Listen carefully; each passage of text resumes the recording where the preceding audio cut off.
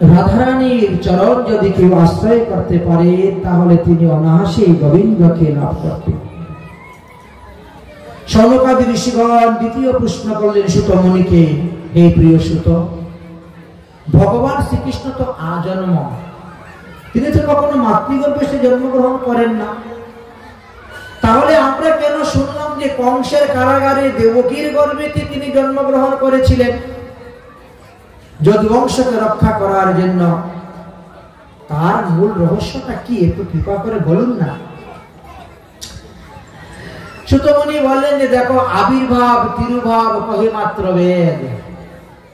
ভগবান তো মায়ার দ্বারা তিনার জননীর গর্ভটাকে ফুলিয়ে রেখে দেন, বায়ুর দ্বারা, বাতাসের দ্বারা, মায়া। যথাসময়ে যখন গর্ভস্থ বায়ুটা বেরিয়ে যায় আর ওখানে তিনি ছোট্ট সদ্যজাত শিশুর রূপ ধারণ করে প্রকট হয়ে যান, প্রকট হয়ে যান। তিনি আমাদের মতো মাতৃগর্ভে এসে জন্মগ্রহণ করেন না তো, লোককে বুঝানোর জন্য এই জন্য বলা হয়েছে। আচ্ছা, দেবর্ষি নারদের মুখ থেকে আমরা অনেকবারই ভগবানের লীলাকথা শ্রবণ করেছি, কিন্তু এতে আমাদের মন কর্ম তৃপ্ত হয় নাই। মন কর্ম তৃপ্ত হয় এমন এমন ভগবানের লীলাকথা আপনি আমাদের নিকটে বর্ণন করলেন। বলছি ঠিক আছে, তাহলে আমি তোমাদেরকে ভগবানের 24টা লীলার কথাই বর্ণন করব। ভগবানের 24টি অবতারের কথা তোমাদেরকে আমি শোনাব। এবার আরেকটি প্রশ্ন করলেন, চতুর্থ প্রশ্ন। আচ্ছা, এই যে পুনরূপী জননম, পুনরূপী মরণম, পুনরূপী মাতৃ জটরে শয়নম, এই তিতাবজলাতে এই যে চক্র, এই জন্ম মৃত্যুর চক্র থেকে মুক্তি পাওয়ার উপায় কি? বলে একমাত্র ভাগবত ধর্ম, একমাত্র হরিভজন। হরিভজন ছাড়া কেউ কখনো মুক্তি লাভ করতে পারবে না, কারণ কোন দেবদেবীর হাতে মুক্তি নেই। কোন দেবদেবীর হাতে মুক্তি নেই, তো তাহলে সেই ব্যক্তি মুক্তি লাভ করবে কেমন করে? এই জন্য মুক্তি লাভ করতে গেলে হরিভজন করতে হবে। আচ্ছা, হরিভজন তো করব। ধর্ম রক্ষক, ব্রাহ্মণ রক্ষক, ভক্ত রক্ষক যুগেশ্বর ভগবান শ্রীকৃষ্ণ দ্বারকা লীলা সমাপ্ত করে তিনি যখন স্বধামে চলে গেলেন, তখন এই ধর্ম কাহার শরণাপন্ন হয়েছিলেন? আপনি কৃপা করে বলুন তো। বলে ধর্ম তখন ভাগবতকে আশ্রয় করে আছেন। এই জন্য তো ভাগবত ধর্মকে শ্রেষ্ঠ ধর্ম বলা হয়। এমনি কি ভগবান শ্রীকৃষ্ণ গীতাতে বলছেন, সর্বধর্ম পরিত্যজ্য মামেক শরণং ব্রজ, অহং ত্বং সর্ব পাপেভ্যো মোক্ষয়ামি মা শুচ। সমাজ ধর্ম, বর্ণ ধর্ম, আশ্রম ধর্ম, দেশ ধর্ম, রাষ্ট্র ধর্ম ছেড়ে দাও, তুমি আমার চরণে শরণাপন্ন হও, আমি তোমাকে সমস্ত পাপ থেকে রক্ষা করব। আর কেউ কিন্তু বলতে পারে নাই বুকে হাত দিয়ে, তুমি আমার ভজন করলে আমি তোমাকে পাপ থেকে রক্ষা করব, এই কথা আর কেউ বলতে পারেন নাই। একমাত্র ভগবান কৃষ্ণচন্দ্রই বলেছেন। তাই চতুর্বিধা ভজন্তে মাং জনৌ সুকৃতি নহর জনু অর্থ জিজ্ঞাসু অর্থাৎ জ্ঞানশ্চ ভারতস্যৈব। আমার ভক্তগণকে 4 ভাগে ভাগ করা হয়েছে, কেউ অর্থার্থী, কেউ জ্ঞানী, কেউ যোগী, আর কেউ ভক্ত। কেউ কর্মমার্গের দ্বারা ভগবানকে লাভ করতে চায়, কেউ যুগ মার্গের দ্বারা ভগবানকে লাভ করতে চায়, কেউ জ্ঞান মার্গের দ্বারা ভগবানকে লাভ করতে চায়, আর কেউ ভক্তি মার্গের দ্বারা ভগবানকে লাভ করতে চায়। ভক্তি যুগের দ্বারা ভগবানকে লাভ করা হলো সবথেকে সহজ উপায়, কারণ যারা প্রেমী ভক্ত তাদেরকে ধরার জন্য ভগবান আসেন, আর কর্মী ভক্ত, যোগী ভক্ত, জ্ঞানী ভক্ত তারা যায় ভগবানকে ধরতে। ধরতে গিয়ে যদি একটু পাপ ইসকে পড়ে যায় তাহলে তাদের পতিত হয়, স্খলিত হয়ে যায়, তাদের পতন হয়। কিন্তু প্রেমী ভক্তের কখনো পতন হয় না। অতএব তুমি প্রেমী ভক্ত হও। প্রেমী ভক্ত হতে গেলে কি করতে হবে? প্রেমী ভক্তের সঙ্গ করতে হবে। প্রেমী ভক্তের মুখ থেকে কৃষ্ণ কথা শুনতে হবে। শৃণুতাংশ কথা কৃষ্ণ পুণ্য শ্রবণ কীর্তনম হৃদস্তৌতু হি বদরাণি বিদুর্নীতি সুহৃদিশামা বিদুর্নীতি সুহৃদিশামা। যারা ভগবানের লীলা কথা শ্রবণ করেন, যারা ভগবানের লীলা কথা কীর্তন করেন, ভগবান তাদের হৃদয় সিংহাসনে গিয়ে বসেন। কিন্তু হৃদয় সিংহাসনে বসার মতো জায়গা তো সবাই তৈরি করে রাখে নাই। আমরা খালি মুখে মুখে বলি এসো হে হরি আমার হৃদয় সিংহাসনে। তো হৃদয়টা যদি সিংহাসন হয় তাহলে এই দেহটা হলো মন্দির, বুঝেছেন? এই দেহটা হলো মন্দির। তো দেহটা মন্দির যদি হয় তাহলে মন্দিরের মধ্যে পবিত্রতা আছে না? মন্দিরের মধ্যে আমরা কখনো জুতা পায়ে দিয়ে আসি না। মন্দিরের ভিতরে আমরা কোনো জীব হত্যা প্রাণী হিংসা করি না। মন্দিরের মধ্যে কেউ কোনো আমিষ দ্রব্যাদি সেবন করে না, করায় না, তাই না? মন্দিরের পবিত্রতা। মন্দিরে কি হয়? সর্বদাই ঠাকুরের সেবা পূজা হয়, ঠিক না? তো আপনার দেহটা যদি একটা মন্দির হয় তাহলে আপনার দেহকে তো পবিত্র রাখতে হবে, দেহটাকে পবিত্র রাখতে হবে। কিন্তু আমরা তো দেহকে পবিত্র রাখি না, দেহ আমাদেরকে অপবিত্র করে ফেলি। আর দেহকে অপবিত্র করি বলেই পবিত্র ব্যক্তিদেরকে নিয়ে আসি আমাদের পাঠের জন্য, কীর্তনের জন্য, পূজার জন্য। দেহকে অপবিত্র কিভাবে করি বলছেন? দেখো, আমরা যদি আগুনের মধ্যে কর্পূর ফেলি তাহলে আগুন থেকে কর্পূরের ঘ্রাণ তো বেরোবে, তাই না? গন্ধটা। আর যদি আগুনের মধ্যে প্লাস্টিক ফেলেন তো প্লাস্টিকের গন্ধই তো দিবে। ঠিক তেমনি ভাবে আমাদের পেটের ভিতরে কিন্তু এক অগ্নি আছে, তার নাম হলো জঠর অগ্নি। অগ্নি 49 প্রকারের আছে। 49 প্রকারের মধ্যে এক অগ্নি হলো জঠর অগ্নি। ওই পেটের মধ্যে যে সে দ্রব্য দিবেন সেই গন্ধই আপনার দেহ থেকে বেরোবে। অপবিত্র দ্রব্য দিলে অপবিত্র গন্ধ বেরোবে, দুর্গন্ধ বেরোবে। এই জন্য আমাদেরকে বলছেন অপবিত্র বস্তু দিবেন না। সূর্যগ্রহণ আরম্ভ হওয়ার 12 ঘন্টা আগের থেকে আমাদের অফুস বিগ্রহ সেবা করা যায় না। চন্দ্রগ্রহণের 9 ঘন্টা আগের থেকে অসুস বিগ্রহ সেবা করা যায় না। কেউ মারা গেলে, কেউ জন্মগ্রহণ করলে জননৌষুস মরণৌষুস অন্তত পক্ষে 10 দিন সর্ববর্ণে সুদশাহে পালন করতে হয়।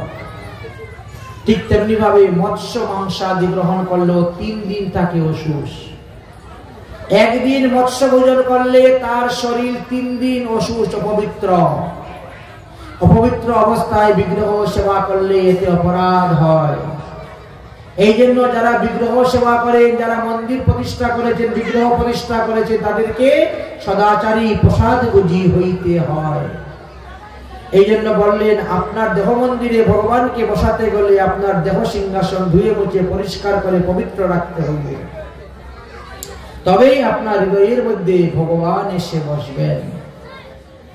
আপনারা দেখেছেন জগন্নাথপুরীতে রথযাত্রার আগের দিন গুন্ডিচা মার্জন হয়, গুন্ডিচা মন্দির। কেন গুন্ডিচা মন্দির মার্জন হয়? জগন্নাথ, বলরাম, সুভদ্রা ওই পুরীর মন্দির থেকে তারা গুন্ডিচা মন্দিরে আসবেন 7 দিনের জন্য, তাই না? এই জন্য মন্দিরে ঠাকুর আসবেন বলে ধুয়ে মুছে পরিষ্কার। তাই এই দেহ মন্দিরের মধ্যে যদি ঠাকুরকে সিংহাসন দিয়ে বসাইতে হয় তাহলে দেহটাও পবিত্র রাখতে হইবে। এই দেহ পবিত্র থাকলে হইবে না। তাই যাদের দেহ পবিত্র ভগবান তাদের দেহের মধ্যে বসে। আর বসে কি করেন? বসে তাদের হৃদয়ের গ্রন্থিগুলা একটা একটা করে খুলে দেন। আমাদের মধ্যে অনেক কুসংস্কারের গাঁট বাঁধা আছে, এগুলা খুলে দেন। কারণ শাস্ত্রে আমাদের কিছু কিছু ধর্মের কথা বর্ণন করে গেছেন যে সত্যতেতা দাপর যুগের কিছু কিছু ধর্ম কলিযুগে পালন করতে নাই। কলিযুগে আবার নতুন নতুন কিছু ধর্মের আবির্ভাব হয়েছে।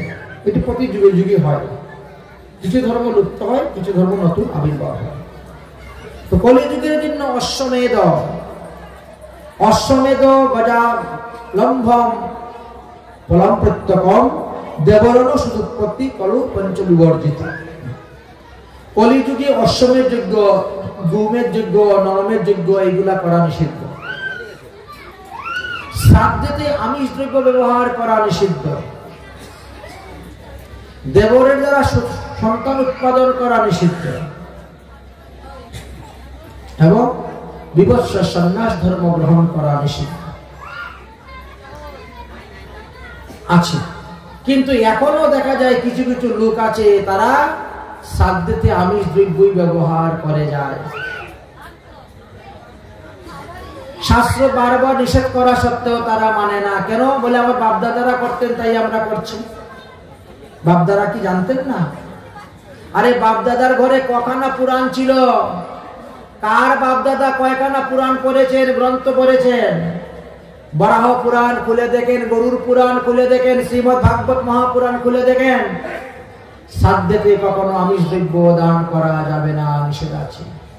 একাদশী আদি ব্রতের দিবসে শ্রাদ্ধ করা যাবে না, নিষেধ আছে। কিন্তু আমাদের অধিকাংশ লোক তাহাই করে যাচ্ছে।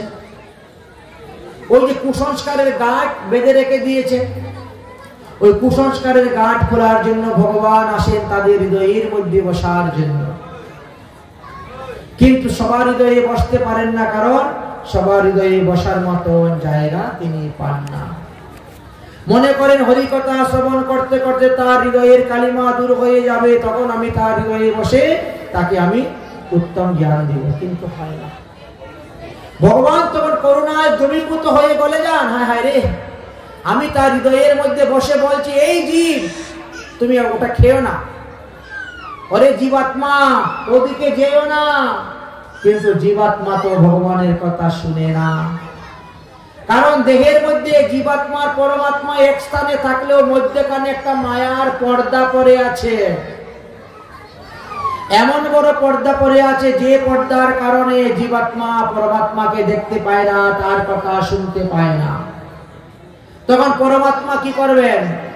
করুণা দ্রবীভূত হয়ে তিনি গলে যান, আর গলে গিয়ে তিনি দুটি রূপ ধারণ করেন। এক হলো শ্রী গুরুদেব, আর এক হলেন শ্রী বৈষ্ণব। তাই ভগবান উদ্ধবকে বলছেন, হে উদ্ধব, আমি গুরু রূপে ঘরে ঘরে দীক্ষা দেই, সভাকারে বৈষ্ণব রূপে তিনি শিক্ষা। অতএব গুরু এবং বৈষ্ণব এই দুজনকে আমার স্বরূপ বলিয়া জানিবে। তাই সাধুগুরু বৈষ্ণবরা হলো আদরের বস্তু। এই সাধুগুরু বৈষ্ণবকে যারা অনাদর করেছেন তাদেরই পতন হয়েছে। সাধুগুরু বৈষ্ণবকে অনাদর করেছিলেন বৈকুণ্ঠের জয় বিজয়, আর সেই জয় বিজয়ের পতন হলো তারা প্রথম জন্মে হিরণ্যকশিপু হিরণ্যকাক্ষ হয়ে জন্মগ্রহণ করলেন। দ্বিতীয় জন্মেতে তারা রাবণ কুম্ভকর্ণ হয়ে জন্মগ্রহণ করলেন।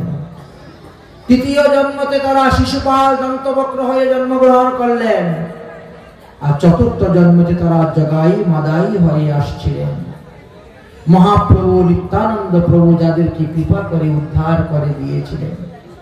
কিন্তু জগাই মাদাই হইতে তো কোটি গুণ বেশি পাপী আমি, আমার উদ্ধার হবে কেমন করে?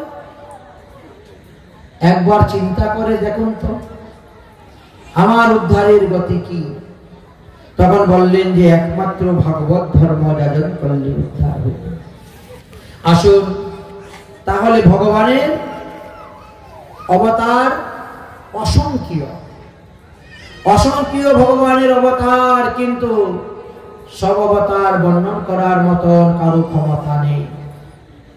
এই জন্য মুখ্য মুখ্য ভগবানের 24টি অবতারের কথা বর্ণন করে গিয়েছেন। ভগবানের মুখ্য মুখ্য 24টি অবতার আলোচনা করা হয়েছে।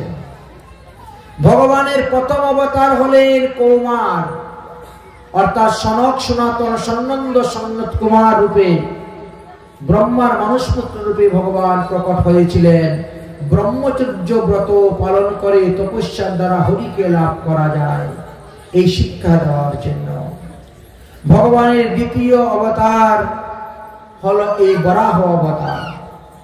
আজকে আমাদের পাঠের বিষয়বস্তু বরাহ অবতার পর্যন্ত। এটি ভগবানের দ্বিতীয় অবতার। রসাতল থেকে পৃথিবীকে উদ্ধার করতে গিয়ে হিরণ্যকশ্যের সঙ্গে ভগবানের যুদ্ধ হয়েছিল বরাহদেবের, এবং তাকে বধ করেছিলেন। তৃতীয় অবতার হলেন দেবর্ষি নারদ। ব্রহ্মার কণ্ঠ হইতে দেবর্ষি নারদ রূপে ভগবানই এক অংশ অবতীর্ণ হয়েছিলেন। ভগবানের চতুর্থ অবতার হল নারায়ণ। তিনি ধর্মের পত্নী মূর্তি দেবীর গর্ভে নর নারায়ণ রূপে প্রকাশ হয়েছিলেন। ভগবানের পঞ্চম অবতার হলেন কপিল মুনি। কপিল মুনি রূপে তিনি আবির্ভাব হয়েছিলেন। ভগবানের ষষ্ঠ অবতার হলেন অত্রিপত্নী অনুসূয়ার গর্ভে তিনি দত্তাত্রেয় রূপে অবতীর্ণ হয়েছিলেন। ভগবানের সপ্তম অবতার হল রুচি নামক প্রজাপতির পত্নীর গর্ভে যজ্ঞ পুরুষ নামে তিনি অবতীর্ণ হয়েছিলেন। ভগবানের অষ্টম অবতারের নাম হয়েছে রাজা নাভির পত্নী মেরুদেবীর গর্ভেতে ঋষভদেব রূপে প্রকট হয়েছিলেন। এটা হলো অষ্টম অবতার। ভগবানের নবম অবতার হলো পিতু মহারাজ রূপে জন্মগ্রহণ করেছিলেন। ভগবানের দশম অবতার হলো তিনি মৎস্য রূপে অবতীর্ণ হয়ে বেদকে উদ্ধার করেছিলেন, হয়গ্রীব নামক অসুরকে সংহার করেন। ভগবানের 11 নম্বর অবতার হয়েছে কুর্ম অবতার। সমুদ্র মন্থনের সময় কুর্ম রূপ ধারণ করেছিলেন। ভগবানের দ্বাদশ অবতারের নাম হলো ধন্বন্তরী অবতার, যিনি আয়ুর্বেদ চিকিৎসা শাস্ত্রের প্রধান প্রতিষ্ঠা করেছিলেন। অমৃতের কলস নিয়ে উঠেছিলেন। ভগবানের ত্রয়োদশ অবতারের নাম হলো মোহিনী অবতার। অসুরকে মোহিত করে অমৃত পান থেকে বঞ্চনা করেছিলেন। ভগবানের চতুর্দশ অবতারের নাম হলো নরসিংহ অবতার। তিনি নরসিংহ রূপ ধারণ করে প্রহ্লাদ আদি ভক্তগণকে রক্ষা করেছিলেন, হিরণ্যকশিপু আদি অসুরগণকে সংহার করেছিলেন। ভগবানের পঞ্চদশ অবতার হলো বামন অবতার। বলি রাজাকে চিরপাদ ভূমি চলনা করে তার কাছ থেকে রাজ্য এনে মন্ত্রধুমক নামক ইন্দ্রকে দান করেছিলেন। ভগবানের ষোড়শ অবতার হলেন পরশুরাম অবতার, যিনি 21 বার ক্ষত্রিয় বংশকে বিনাশ করে পৃথিবীকে নিষ্ক্ষত্রিয় করে দিয়েছিলেন। ভগবানের সপ্তদশ অবতার হলেন ব্যাসদেব। পরাশু ঋষির ঔরসে উপরিচি বসুর কন্যা মৎস্যগন্ধা বা সত্যবতীর গর্ভেতে ভগবান ব্যাসদেবের জন্ম হয়েছিল।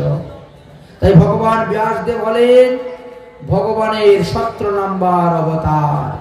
আর তিনি 4 বেদ, 18 পুরাণ, 6 শাস্ত্র, উপনিষদ আদি রচনা করে গিয়েছেন। গীতা ভাগবত আদি রচনা করে গিয়েছেন। অতএব ভগবানই ভগবানের লীলা কথা বর্ণন করে গিয়েছেন। ভগবানের 18 নম্বর অবতার হলেন শ্রী রামচন্দ্র, অর্থাৎ দশরথীর পুত্র রাম, ঐশ্বর্য নন্দন রাম রূপে তিনি অবতীর্ণ হয়েছিলেন। ভগবানের 19 অবতার হলেন বলরাম, অর্থাৎ রোহিণী নন্দন বলরাম, যিনি এই কলিযুগে নিত্যানন্দ প্রভু রূপে প্রকট হয়েছেন। আর 20 অবতার হলেন কৃষ্ণচন্দ্র। 20 অবতারে কৃষ্ণ আসলেও তো অনাদির আদি গোবিন্দ কৃষ্ণ তো আছেনই, তিনি 3 অংশে এসে এই দাপর যুগে 3 জায়গায় লীলা করে গিয়েছেন। তাই 20 অবতারে তিনি কৃষ্ণ রূপে এসেছিলেন, দেবকীর পুত্র রূপে কংসের কারাগারে প্রকট হয়েছিলেন। ভগবানের 21 নম্বর অবতার হলো এই বুদ্ধ অবতার। তাই 21 নম্বর অবতার বলা হয়েছে বুদ্ধ। ভগবানের 22 নম্বর অবতার হবে কল্কি অবতার। বলে আপনি যে বললেন 24 অবতারের কথা বলবেন, এখন থেকে আপনি 22 অবতারের কথা বললেন, বাকি 2 অবতার? বলে আমি বলতে ভুলে গেছি, আরেকটি অবতার ছিল ভগবানের হংস অবতার, আর আরেকটি অবতার ছিল ভগবানের হয়গ্রীব অবতার। এই দুইটি মিলিয়ে 24 অবতার হয়ে থাকে। বলে এই 24 অবতারের কথা তো আপনারা বললেন, আমরাও শুনলাম, কিন্তু তার মধ্যে মহাপ্রভুর নাম নাই কেন? বুদ্ধের নাম আছে, কল্কির নাম আছে, তাহলে মহাপ্রভুর নাম নাই কেন? তখন সুখদেব বলছেন, ব্যাসদেব বলছেন, আরে আমরা তো অবতারের কথা বলতেছি, আমরা তো অবতারীর কথা বলি নাই। মহাপ্রভু হলেন অবতারী, এই জন্য তার কথা এখানে আলোচনা করা হয় নাই, তার কথা আলোচনা করা হবে। এক হলো রাসলীলায়, আর এক হলো ভাগবতের একেবারে দ্বাদশ স্কন্ধেতে। তাই সমস্ত অবতারের সার হলেন আমার গুরা অবতার। তিনি অবতার নয়, অবতারী, এই জন্য 24 অবতারের মধ্যে তাকে আলোচনা করা হয় নাই। আমার অবতারের সার গুরা অবতার, কেন না ভজিলে পারে, কেন না ভজিলে করিনি রে বাস, গেল না পিয়াস, করিনি রে বাস, গেল না পিয়াস, আপন করম ফেরে, আপন করম ফেরে, আপন করম ফেরে, আপন করম ফেরে। তাই সমস্ত অবতারের সার হলেন গুরু অবতার।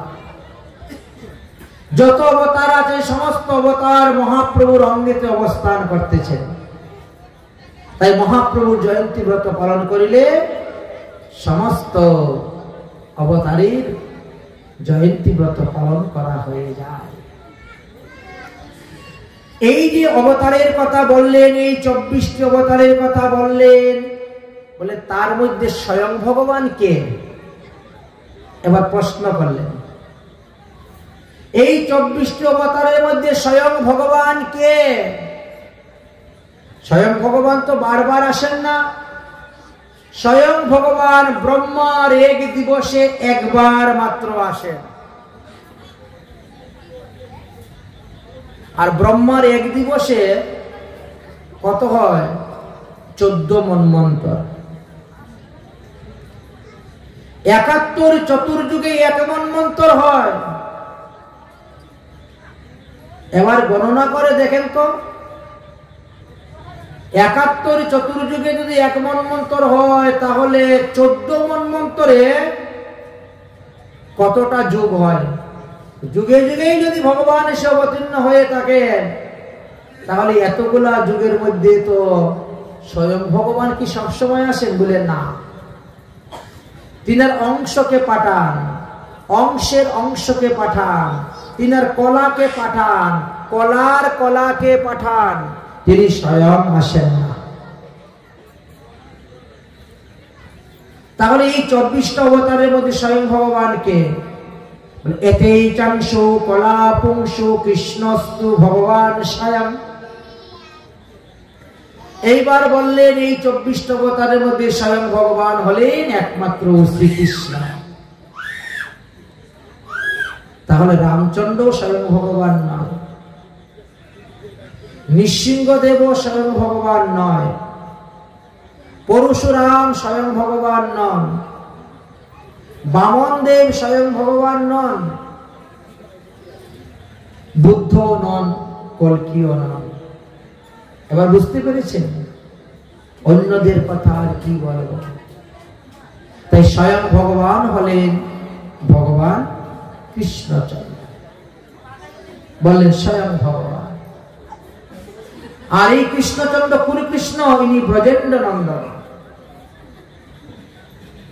একজন হলেন দেবকী নন্দন কৃষ্ণ, একজন হলেন যশোদানন্দন কৃষ্ণ, আর একজন হলেন দ্বারকার কৃষ্ণ।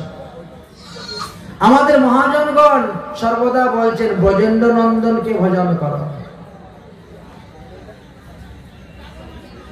আছে না পদ, ভজ উরে মন সিনন্দের নন্দন অভয় চরণার বিঙ্গরে। ভজ ওরে মন শ্রী নন্দের নন্দন। বসুদেব কৃষ্ণের কথা বলেন নাই, দেবকী নন্দন কৃষ্ণের কথা বলেন নাই, বলেছেন নন্দনন্দন কৃষ্ণের ভজন কর। ব্রজেন্দ্র নন্দন অর্থাৎ নন্দনন্দন। আমার ব্রজেন্দ্র নন্দন ভজে যেই জন জীবন সফলতা, জীবন সফলতা। তাহার উপমা বেদে নাহি সীমা, তাহার উপমা বেদে নাহি সীমা। ত্রিভুবনে নাহি আর গো, ত্রিভুবনে নাহি আর।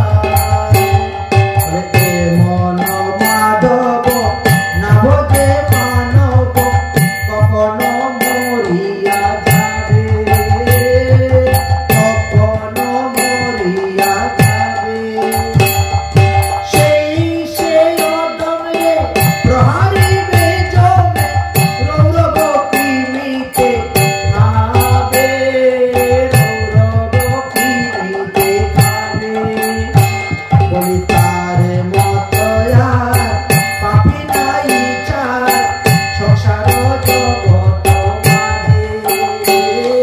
তারে মত আর পাপি নাই চার, সংসার জগৎ মাঝে। যারা দেবদেবীর উপাসনা করে যাচ্ছেন, গোবিন্দ ভজন করেন না, তাদের উদ্ধারের কোনো গতি নেই। তারা বারবার নরকালী যন্ত্রণা ভোগ করবে, 84 লক্ষ যোনি ভোগ করবে। তাই বলছেন এখনো সময় আছে, তোমরা হরি ভজন করো, কৃষ্ণ ভজন করো, কৃষ্ণ মন্ত্রে দীক্ষা গ্রহণ করো। শৌনকাদি ঋষিগণ বলছেন, হে সুতমণি, তোমার মুখ থেকে যত হরিকথা শ্রবণ করতেছি ততই আমাদের কাছে অমৃতের মতো লাগতেছে। আচ্ছা, শ্রী সুখদেব যে ভাগবত কথা পরীক্ষিতকে শ্রবণ করিয়েছিলেন, সেই ভাগবত কোন সময় ব্যাসদেব রচনা করেছিলেন? আপনি কৃপা করে আমাদেরকে বলবেন, এবং সেই ব্যাসদেবের জন্ম কথাটাও আপনি আমাদেরকে বলবেন। যে সুখদেবকে দেখলে মনে হয় তিনি একজন জড়, মূর্খ, উন্মাদ, পাগল, সেই সুখদেব কিভাবে কুরুজাঙ্গল দেশ অতিক্রম করে হস্তিনাপুরে আসলেন হরিকথা পরিবেশন করার জন্য? যে সুখদেব গোস্বামী পাদ সর্বদা মৌন থাকেন, তিনি কেমন করে এই ভাগবত পরম সংহিতা 18,000 শ্লোকে পরীক্ষিতের সঙ্গে আলোচনা করলেন? যে পরীক্ষিত সবকিছু ত্যাগ করে দিয়ে গঙ্গার তটে আসন্ন মৃত্যুগ্রস্তর জন্য অপেক্ষা করছিলেন, যৌবনকালে কেনই বা তিনি ব্রহ্মসাপগ্রস্ত হয়েছিলেন? ব্যাসদেব কাহার প্রেরণায় এই এত বড় ভাগবত রচনা করেছেন? আপনি কৃপা করে আমাদেরকে বলুন। এইভাবে বহুবিধ প্রশ্ন করলেন। সুতমণি বললেন, হে শৌনকাদি ঋষিগণ, দাপরে সমনুপ্রাপ্তে তৃতীয় যুগ পর্যায়ে জাত পরাশরত যোগী ব্যাসং কলায়াম হরে। ভগবানের কয়েকটি কলা নিয়ে দাপর যুগে পরাশর ঋষি ঔরস আশ্রয় করে সত্যবতীর গর্ভতে ভগবান ব্যাসদেব প্রকট হয়েছিল। তিনি যখন জন্মগ্রহণ করেছিলেন না, তখন তিনাকে দেখতে একেবারে কালো কুচকুচে ছিলেন। তিনার মা সত্যবতী একটা পা নৌকার মধ্যে ছিল, একটা পা দ্বীপের মধ্যে ছিল, এমন সময় তার জন্ম হয়েছিল।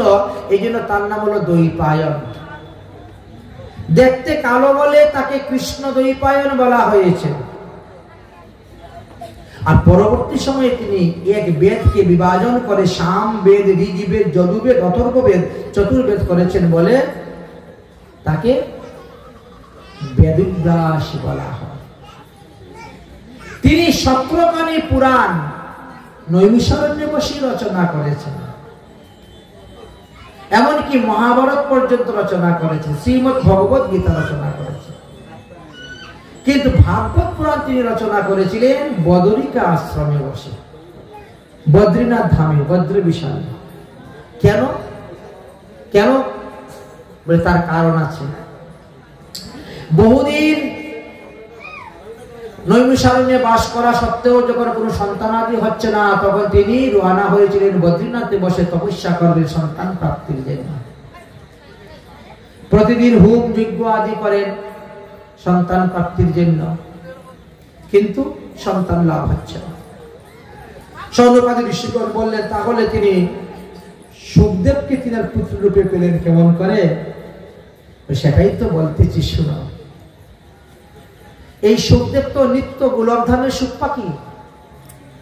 ভগবান শ্রীকৃষ্ণের হৃদয় থেকে তিনি প্রকট হয়েছিলেন, আর রাধা রানীকে তিনি আশ্রয় করেছিলেন। তাই সুখদেবের গুরুদেব ছিলেন রাধা রানী। তিনি সর্বদাই রাধা নাম কীর্তন করতেন। একদিন রাধা রানী বলছেন, হে সুখ, রাধা রাধা মা বদ, কৃষ্ণ কৃষ্ণ বধ। তুমি কৃষ্ণ কৃষ্ণ বলো। তখন সে কৃষ্ণ কৃষ্ণ বলতে শুরু করেছে। ভগবান শ্রীকৃষ্ণ বলছেন, আরে সুখ, তোর কি মাথা খারাপ হয়েছে? তুই কৃষ্ণ কৃষ্ণ কেন বলছিস? তুই রাধা রাধা বল। আচ্ছা, সে বেচারা যাবে এখন কোন দিকে? রাধা রানী বলছেন, তুই আমার গোবিন্দের নাম বল, আমি এতে আনন্দ। আর গোবিন্দ বলছেন, আমার নাম বললে তোর কি লাভ হইবে রে? তুই রাধা রাধা বল। বলে কেন? বলে মম নাম সতেরৈব রাধা নাম সদুত্তমম। মম নাম সতেনৈব রাধা নাম সদুত্তমম, যস্মরেতু সদা রাধা ন জানিতস্য কিং ফলম। 100 বার কৃষ্ণ নাম বললে যেই ফল পাওয়া যায়, একবার রাধা নাম বললে সেই ফল পাওয়া যায়। বলো রাধে রাধে। 100 বার কৃষ্ণ বললে যেই ফল পাওয়া যায়, একবার রাধা বললে সেই ফল পাওয়া যায়। তো আপনি যদি ফোনটা ধরে বলে রাধে রাধে কে বলছেন, তাহলে 200 বার কৃষ্ণ নামের ফল হয়ে গেল। আর যেমন হরে কৃষ্ণ কে বলছেন, তাহলে একবারই কৃষ্ণ নাম হলো, একবার কৃষ্ণ নাম হলো। রাধা নামের এমন শক্তি, এই জন্য রাধা নামকে বলছে আনমূল। এই নামের মূল্য কেউ দিতে পারবে না। 1000 বার বিষ্ণু নাম উচ্চারণ করলে যেই ফল লাভ হয়, একবার যদি কেউ রাম নাম করে তাহলে সেই ফল লাভ হয়। দশরথ নন্দন রাম। 1000 বার বিষ্ণু নাম উচ্চারণ করলে যেই ফল লাভ হয়, একবার রাম বললে সেই ফল লাভ হয়। আর 3 বার রাম রাম রাম বললে যেই ফল লাভ হয়, একবার কৃষ্ণ বললে সেই ফল লাভ হয়। আর 100 বার কৃষ্ণ বললে যেই ফল লাভ হবে, একবার রাধা বললে সেই ফল লাভ হবে। বলো রাধে রাধে। राधा का नाम अनमोल, बोलो राधे राधे।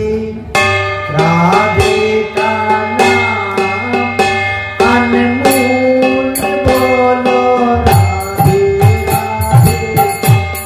राधे का नाम अनमोल, बोलो राधे राधे। ब्रह्मा भी बोले राधे, विष्णु भी बोले राधे।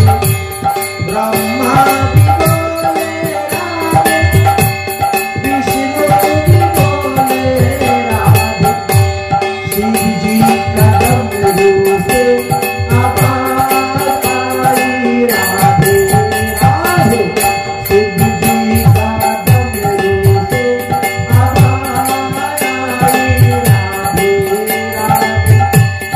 राधे। राधे का नाम अनमोल, बोलो राधे राधे। তাই রাধা নাম আনমোল। হে সুখপাখি, তুমি যাও পৃথিবীতে গিয়ে জন্মগ্রহণ করো, আর আমাদের রাধা গোবিন্দ লীলা কথা পৃথিবীতে প্রকাশ করো। নিত্য গোলক ধামের দেহ নিয়ে ভুলোকে এসে বেশি দিন বাস করা যাবে না। ভুলক ধামে বাস করতে গেলে ভুলকের মতন দেহ ধারণ করে আসতে হবে। তাই তিনি এক টিয়া পাখির ডিম রূপে আসলেন। আর ওই টিয়া পাখি কি করেছে, ওই যে জম্মু কাশ্মীরের অমরনাথ আছে, ওই অমরনাথের গুফার মধ্যে ডিমটা পেরে দিয়ে চলে গেছে। ওখানে তো প্রচন্ড ঠান্ডা, ঠান্ডার মধ্যে তো ডিম ফুটে বাচ্চা বের হবে না। ডিম ফুটে বাচ্চা বের হওয়ার জন্য গরম দরকার। কি করা যায়? দেবশ্রী নারদকে পাঠাইলেন। দেবশ্রী নারদ কৈলাসে আসলেন। মা পার্বতীর সঙ্গে অনেক কথা প্রসঙ্গ হলো। ভোলে বাবা সেখানে গেলেন। পার্বতীর মানভঞ্জন করতে গিয়ে অমর কথা বলতে হলো। অমর কথা বলতে গিয়ে তিনি সেই অমরনাথের গুফাতে গেলেন। সেইখানে বসে অমর কথা করতে শুরু করলেন। আর অমর কথা শ্রবণ করে সুখ পাখির জন্ম হলো। সুখ পাখি জন্ম হয়ে সেখানে তিনি অমর কথা শ্রবণ করলেন। এইভাবে সুখদেবের জন্ম হয়েছিল। ডিম থেকে তিনি জাত হয়েছিলেন। তারপরে তিনি কিভাবে ব্যাসদেবের পুত্র রূপে আসলেন? বলে 7 দিন হরিকথা শ্রবণ করার পর যখন মহাদেব চক্ষু খুলে তাকালেন, তখন দেখেন সুখ পাখি এনার হরিকথা শ্রবণ করে ভাগবত কথার ছন্দে ছন্দে নৃত্য করতেছে। ওরে সুখ, তুই আমার ভাগবত কথা চুরি করে নিয়ে নিলি, তাই তোকে আমি মজা দেখাচ্ছি বলে ত্রিশূল হাতে নিয়েছিলেন তাকে মারার জন্য। আর সুখ পাখি উড়ে দৌড়ে এসেছে। এসে তিনি ওই বিটিকা দেবীর মুখের ভিতর দিয়ে প্রবেশ করে গিয়েছিলেন, করে পেটে চলে গিয়েছিলেন। যদিও মহাদেব বিটিকা দেবীকে বধ করতে চেয়েছিলেন, কিন্তু ব্যাসদেব তখন মহাদেবকে অনুরোধ করলেন যে আমার শত্রু যখন, তোমার শত্রু যখন ভূমিষ্ঠ হবে তাকে তুমি বধ করিও, এর আগে আমার স্ত্রীকে বধ করিও। যাই হোক 12 বৎসর পর্যন্ত তিনি অপেক্ষা করলেন। অপেক্ষা করার পরও যখন সুখদেব জন্ম হলো না, তখন তিনি চলে গেলেন অপরাধ ক্ষমা করে দিয়ে। অতঃপর ব্যাসদেব বললেন, হে সুখ, তুমি ভূমিষ্ঠ হও। বলে কে বলছেন? বলে আমি তোমার পিতা বলছি। বলে আপনার কথা আমি বিশ্বাস করি না, আপনার কথায় আমি ভূমিষ্ঠ হব না। ভূমিষ্ঠ হলে পরে আমাকে মায়ায় ধরে ফেলবে, তাই মায়াধীশ ভগবান শ্রীকৃষ্ণ যদি বলেন তবে আমি ভূমিষ্ঠ হব। তাই ভগবান শ্রীকৃষ্ণ দ্বারকা থেকে আসলেন এবং তিনি এসে বললেন। তারপর সুখদেব জন্মগ্রহণ করেছিলেন। সুখদেব জন্মগ্রহণ করে পিতাকে প্রণাম করে, মাতাকে প্রণাম করে, আর ভগবানকে প্রণাম করে তিনি বনে চলে গিয়েছিলেন হরিভজন করতে। আর ইহাতে ব্যাসদেবের মন আরো অক্ষুণ্ণ হয়ে গেল। আহারে, বহু কষ্টে একটি পুত্র সন্তান লাভ করলাম, কিন্তু সেই পুত্র বনে চলে গেল। মানুষের সুখের জন্য, শান্তির জন্য আমি কত বিধিবিধানের কথা তৈরি করে দিলাম, কিন্তু আমার সংসারে সুখ নেই, আমার সংসারে শান্তি নাই। এই কথা যখন চিন্তা করছেন, এমন সময় দেবশ্রী নারদ এসেছে। দেবশ্রী নারদ এসে জিজ্ঞাসা করলেন, কি ব্যাপার, আপনি হেট মাথা করে এখানে বসে বসে কি চিন্তা করছেন?